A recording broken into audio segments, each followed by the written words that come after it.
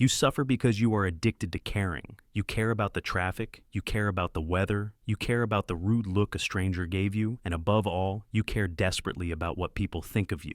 You are dragging a heavy corpse of anxieties around with you every single day. And you wonder why you are exhausted. You wonder why you have no energy left to build your empire. The truth is, you are bankrupting yourself emotionally on things that have zero return on investment. In the game of power, the person who cares the most loses. The person who needs the deal the least wins the negotiation.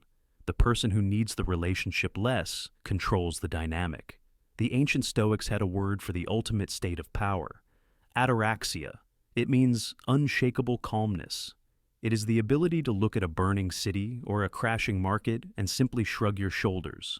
Today we are going to learn the art of indifference.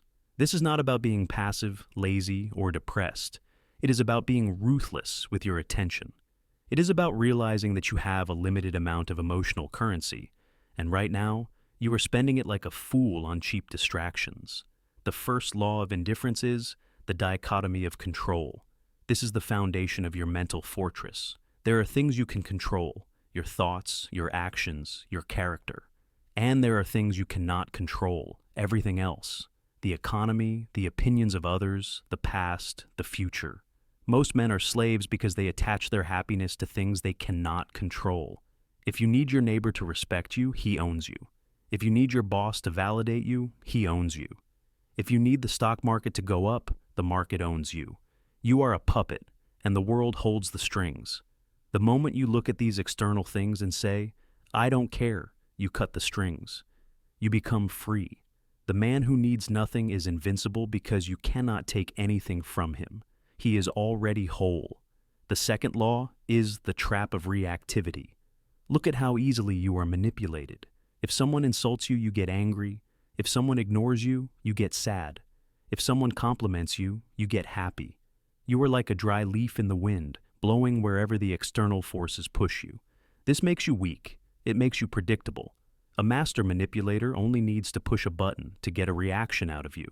To be indifferent means to become the rock. When a storm comes, the rock does not get angry at the wind. It does not argue with the rain. It just sits there.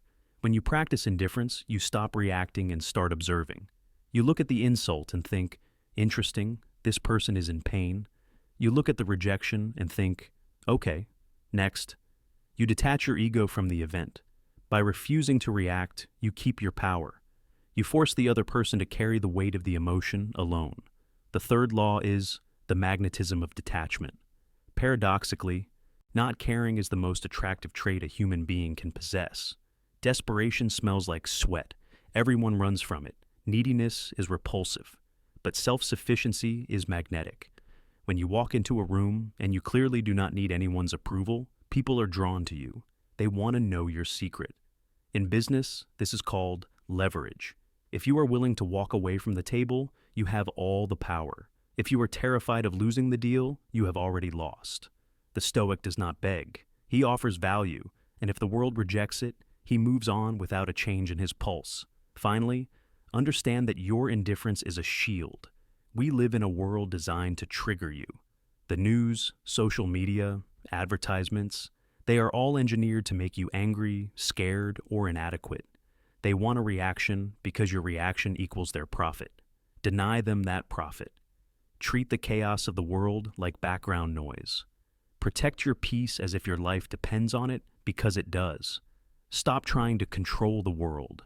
Control yourself, and let the world burn if it wants to. You will be warm by the fire. If you want to master your mind, subscribe.